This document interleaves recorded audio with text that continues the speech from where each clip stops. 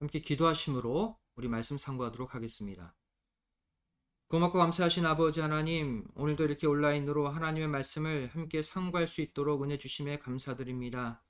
이 시간 성령님께서 함께 해주시어서 한 말씀도 땅에 떨어뜨리지 않고 이 말씀 마음에 심어 30배, 60배, 100배의 아름다운 생명의 열매를 맺는 옥토의 마음들이 되게 하여 주시옵소서. 감사드리오며 예수님의 이름으로 기도드리옵나이다. 아멘. 자, 오늘 온라인 기초공부 5번째 시간으로서 예수님의 사역에 관해 함께 생각해 보도록 하겠습니다. 우리가 지난번 예수님에 관해서 공부하면서 예수님이 이 땅에 오신 목적이 뭐라고 말씀을 드렸습니까? 바로 하나님과 타락한 인간 사이에 중보자로 오셨다. 그리고 인간의 죄를 해결하기 위해, 그래서 인간을 구원시키기 위해 예수님이 이 땅에 오셨다고 말씀을 드렸죠.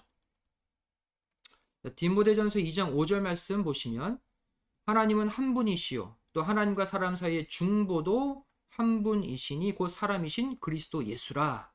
중보자의 사역을 감당하러 오셨다 말씀을 드렸습니다.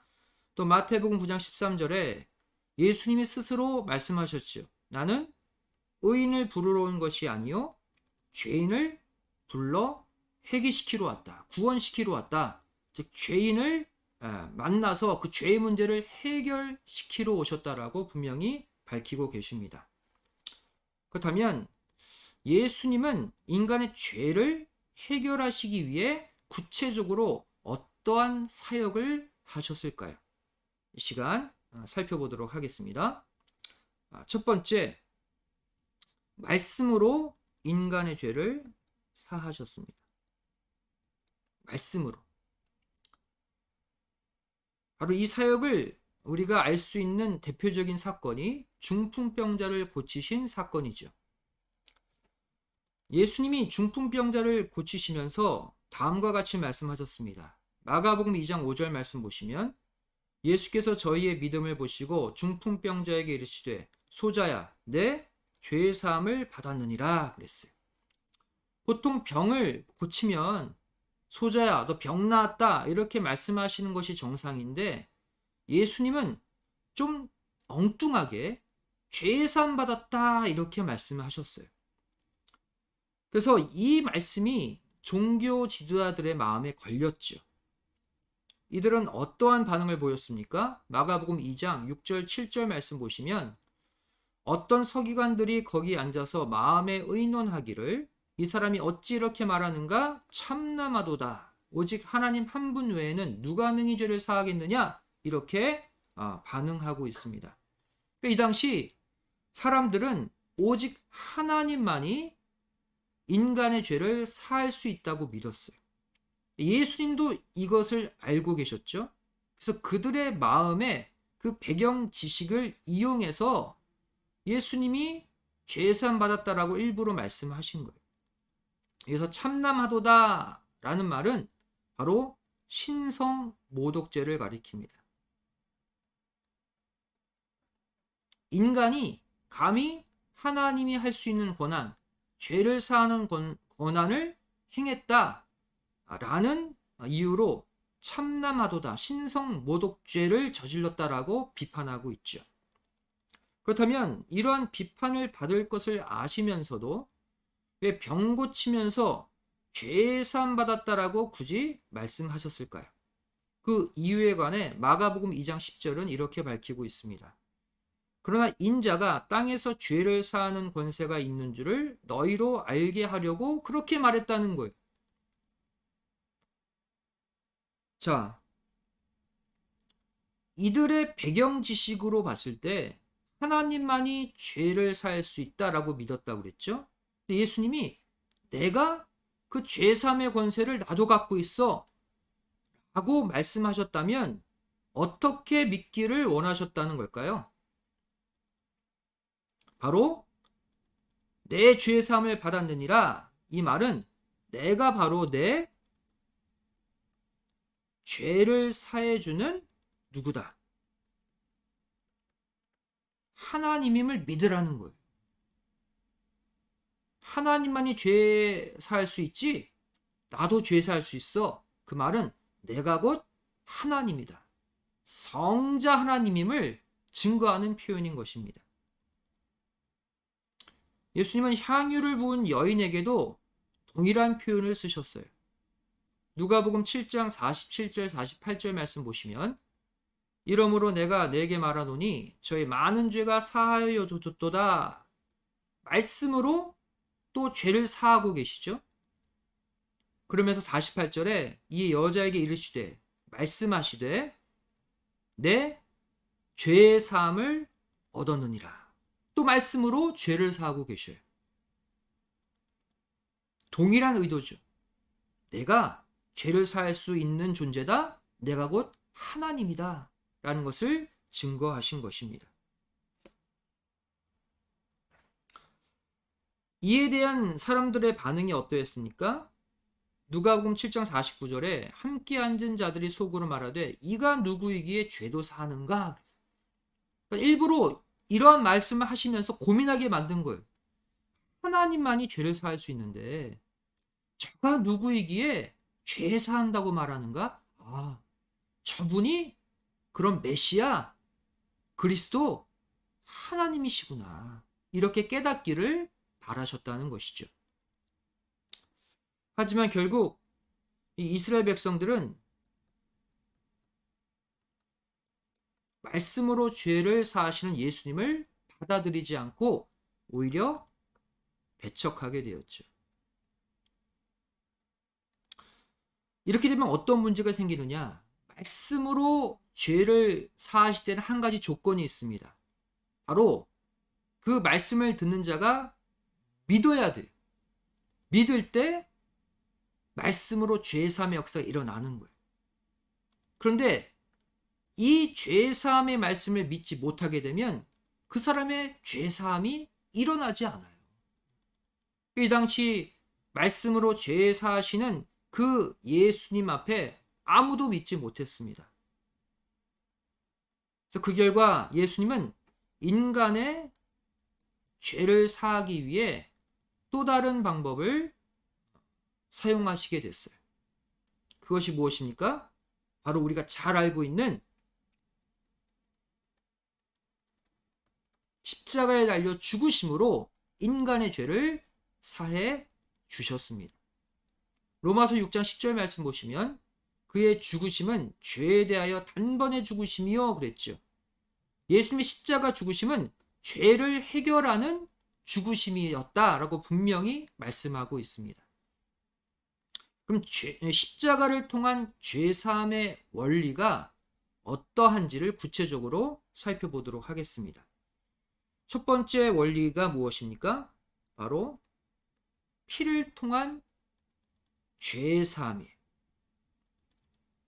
예수님이 십자가에서 그냥 죽으시면 이 죄사함이 이루어지지 않아요.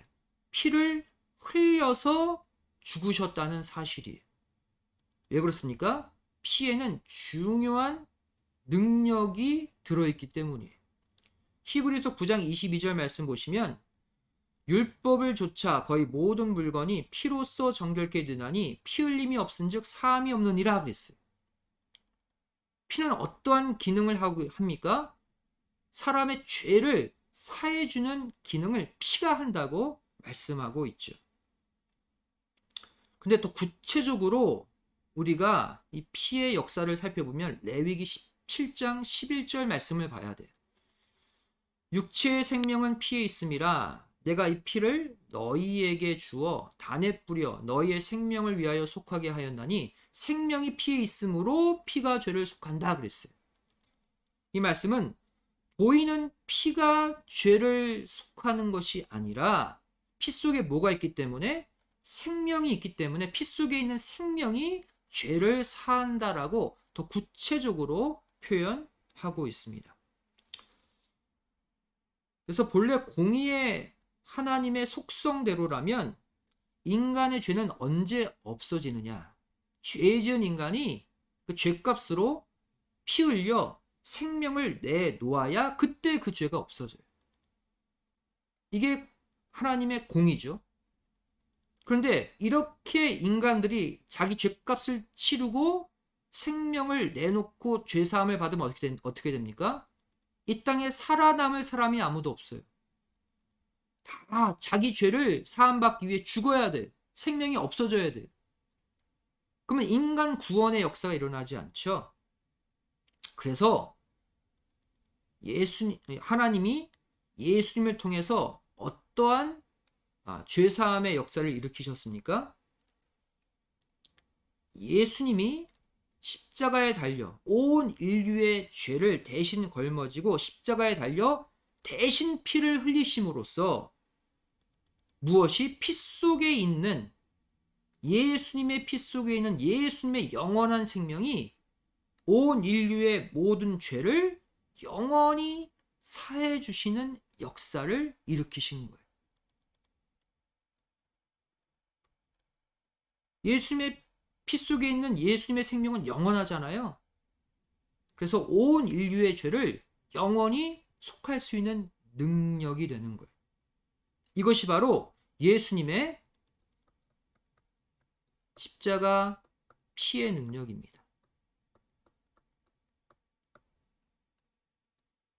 온 인류의 죄를 단번에 영원히 없앨 수 있는 능력을 갖고 있다. 왜? 예수님의 피 속에는 예수님의 영원한 생명이 들어있기 때문에.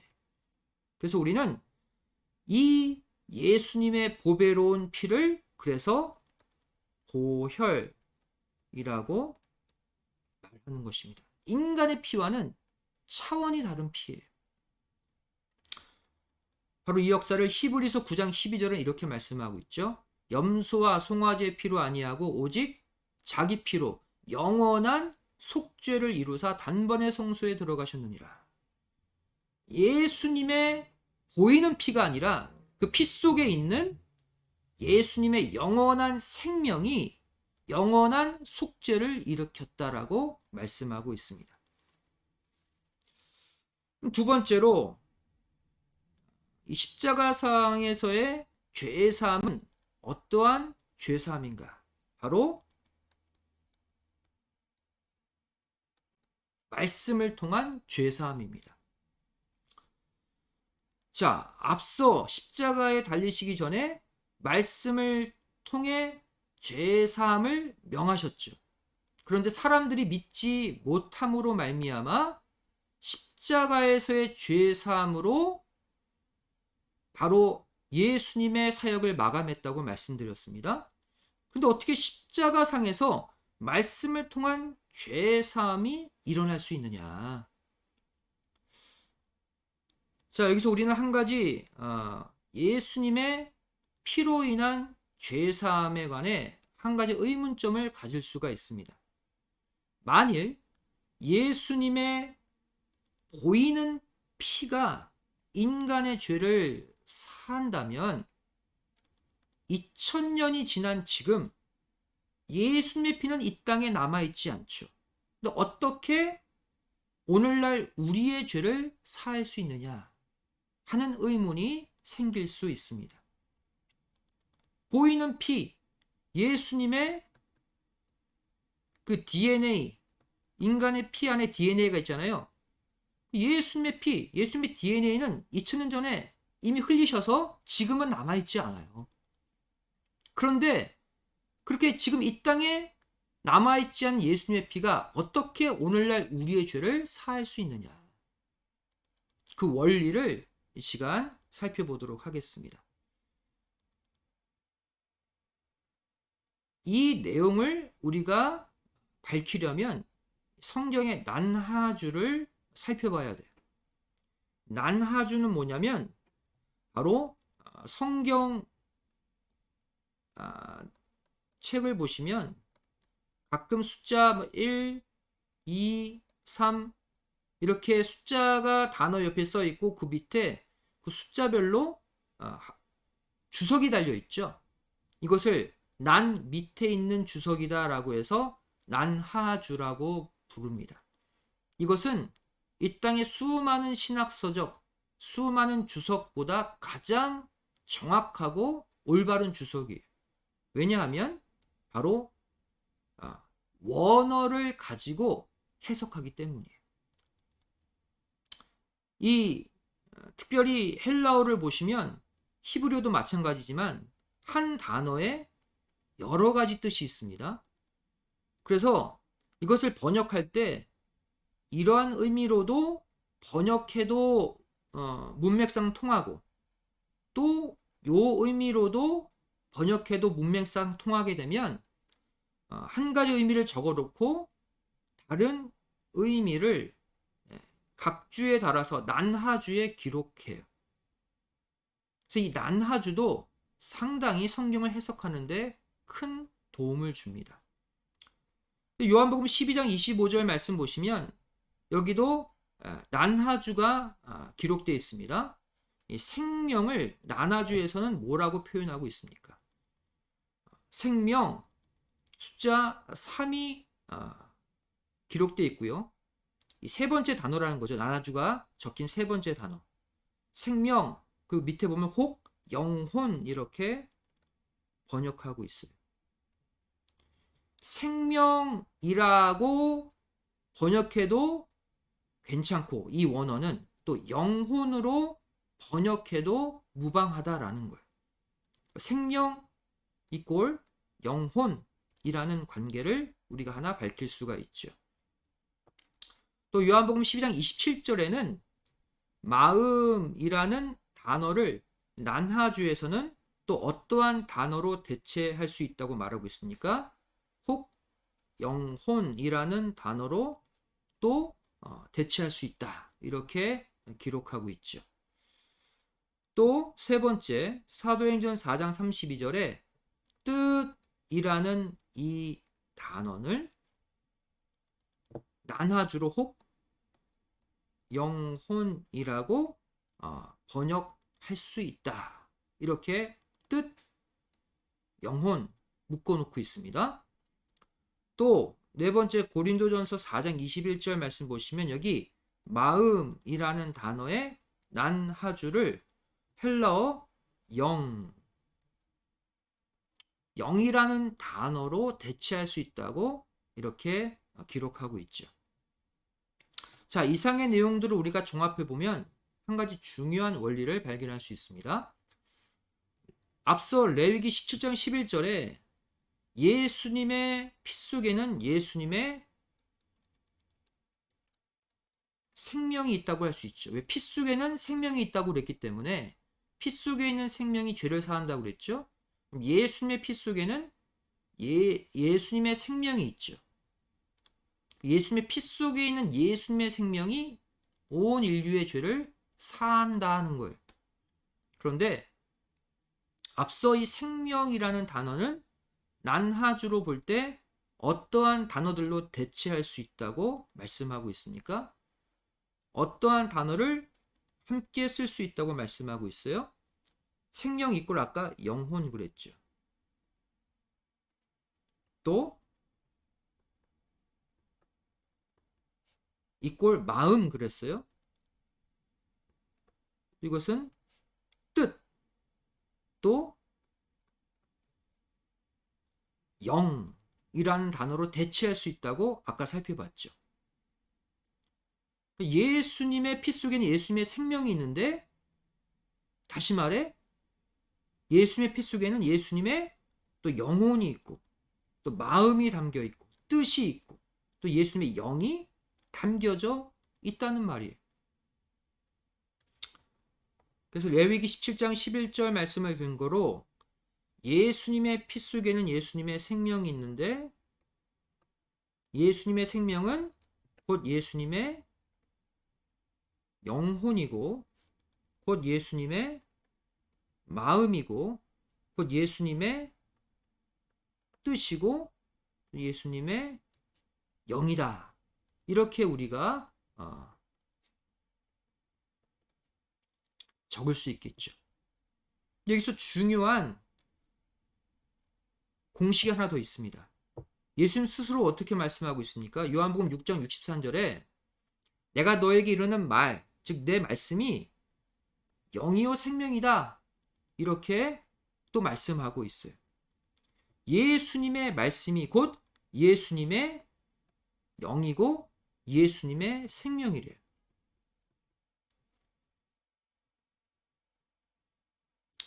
자, 우리 앞서 살펴봤죠? 예수님의 피 속에는 예수님의 생명, 예수님의 영혼, 예수님의 마음, 뜻, 영이 들어있다고 그랬어요. 그런데 요한복음 6장 63절 말씀을 여기에 대입해 보면 예수님의 영과 생명이 곧 예수님의 말씀이다 그랬어요. 그래서 예수님의 영과 예수님의 생명 대신에 어떠한 단어를 넣을 수 있어요? 예수님의 말씀.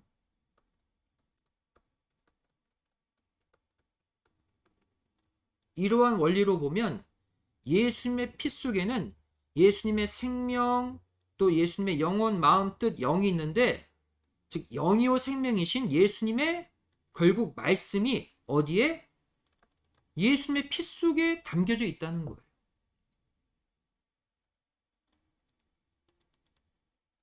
이렇게 정리해 볼 수 있습니다.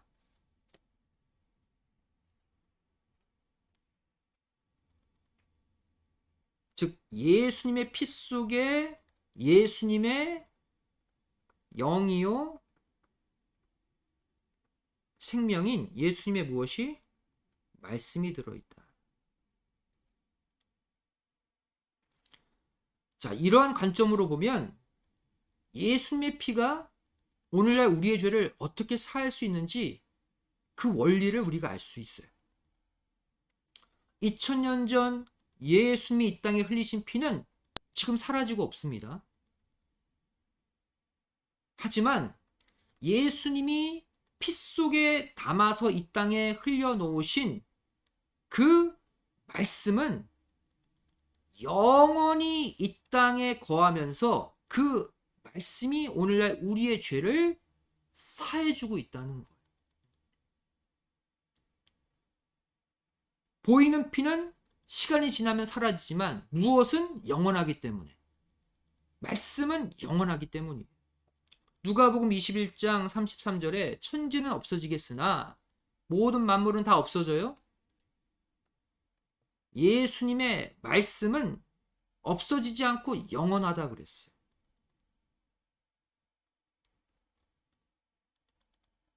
따라서 보이는 예수님의 피는 이 땅에 지금 남아있지 않지만 피 속에 담아놓으신 예수님의 생명, 영, 예수님의 그 말씀이 이 땅에 계속해서 남아서 그 말씀을 믿는 우리 믿음의 성도들의 죄를 지금도 계속해서 사하고 계시다는 거예요. 결국 말씀으로 죄 사하시는 역사가 십자가상에서 이루어진 것이죠. 말씀으로 죄를 사하신다. 그리고 예수님의 십자가 피로 죄를 사하신다. 결국 같은 얘기예요. 서로 연결되어 있다는 거예요. 예수님의 피 속에 있는 말씀이 우리 죄를 사한다 라고 말할 수 있는 또 다른 증거가 있습니다. 무엇입니까? 성경은 이 언약의 말씀을 아예 예수님의 피라고 증거하고 있어요. 예수님의 말씀이 예수님의 피다. 마태복음 26장 28절에 이것은 죄의 사함을 얻게 하려고 많은 사람을 위하여 흘리는 바 나의 피 곧 언약의 피니라 그랬어요. 예수님의 피가 그냥 우리 인간과 같은 그러한 피 정도가 아니라 언약, 즉 말씀의 피래요.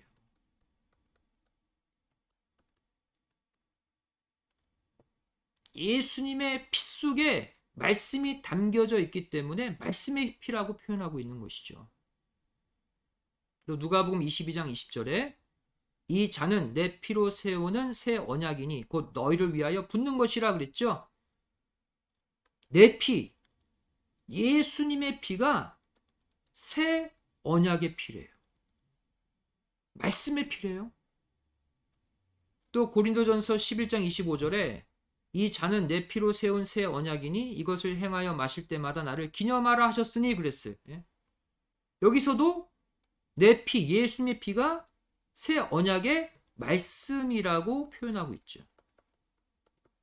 더 나아가서 주님 재림하실 때까지 이 언약의 피, 말씀의 피를 계속해서 마실 것을 명령하고 있어요. 이 말은 주님 재림하실 때까지 계속 말씀을 먹어야 한다는 거예요. 그래서 이것을 기념하여 우리가 오늘날에도 지키는 예식이 무엇입니까? 성찬식이잖아요. 성찬식이 무엇입니까? 바로 떡과 포도주를 떼고 먹고 마심으로써 무엇을 기념하는 거예요? 예수님의 살과 피. 이 피가 뭐라는 거예요? 예수님의 언약의 말씀이라는 거예요. 이것을 최후의 만찬 때 내 피는 내 말씀이다 라고 말씀하시고 그 다음날 십자가상에서 실제 피 속에 말씀을 담아서 이 땅에 흘리신 거예요. 그래서 후대에 그 예수님의 보혈, 그 보혈의 말씀을 믿는 자가 바로 죄사함의 은혜를 받게 된다는 것이죠. 자, 결국 오늘날 우리가 죄사함을 받는 진짜 원리는 바로 예수님이 흘리신 피가 우리 죄를 사해 주신다는 무엇을 믿을 때, 그 말씀을 믿을 때, 그 말씀이 우리의 죄를 사해 주는 거예요. 예수님이 흘리신 피가 우리 죄를 사해 주신다. 성경에 기록되어 있잖아요. 이것을 내가 믿을 때, 아까 얘기했죠. 말씀으로 죄를 사하는 것은 무슨 조건이 붙는다? 그 말씀을 믿는 자에게 그 죄 사함의 역사가 일어난다. 그러니까 십자가 보혈이 우리 죄를 사하신다라는 이 말씀을 우리가 오늘날 믿으면 믿는 순간 그래서 피 속에 있는 예수님의 말씀이 우리 죄를 사하는 거예요. 없애주는 거예요. 저는 말씀의 결론을 맺습니다. 예수님이 이루신 죄사함의 결과가 무엇입니까? 바로 우리에게 죄로 인한 죽음을 이기고 영원히 살 수 있다는 소망이 생겼다는 거예요. 그리고 이것은 십자가에 달려 죽으신 예수님께서 3일 만에 부활, 다시 사심으로써 친히 증명해 주셨습니다. 베드로전서 1장 3절 말씀 보시면 찬송하리로다 우리 주 예수 그리스도의 아버지 하나님이 그 많으신 긍휼대로 예수 그리스도의 죽은 자 가운데서 부활하심으로 말미암아 우리를 거듭나게 하사 산 소망이 있게 하시며 그랬죠. 결국 예수님의 죽으심으로, 피 흘려 죽으심으로 우리 죄가 사해졌다는 분명한 근거가 뭐냐면 3일 만에 부활하심이에요. 다시 사셨어요. 그래서 우리도 예수님의 죽으심을 통한 구속의 역사, 구원의 역사를 믿는 순간, 그 말씀을 믿는 순간 우리에게도 진정한 부활의 생명이 들어와서 죽을 우리의 몸이 사는 거예요. 그래서 이제부터 우리가 예수님의 피의 복음을 더 열심히 읽고 열심히 배우고 열심히 전함으로 말미암아 예수님의 구속사역을 더 가치 있게 만드는 복된 삶을, 예수님의 제자로서의 삶을 꼭 우리가 살아가시기를 주님의 이름으로 축원드리겠습니다. 기도하고 마치겠습니다. 사랑하신 아버지 하나님 감사드립니다. 오늘 예수님의 사역, 죄사함의 사역을 함께 상고했습니다. 예수님이 피 속에 담아 이 땅에 흘려놓으신 그 말씀이 후대에 그 말씀을 믿는 우리 모두에게 여전히 죄사함의 역사를 일으키고 있다는 사실, 저를 감사합니다. 이 예수님의 죄사함의 말씀, 이 피의 복음을 나만 가지고 있을 것이 아니라 우리 주변에 다 전파함으로 말미암아 수많은 죄사함의 역사를 일으킬 수 있는 예수님의 십자가 제자의 삶을 살게 하여 주시옵소서. 감사드리오며 예수님의 이름으로 기도드리옵나이다. 아멘. 감사합니다.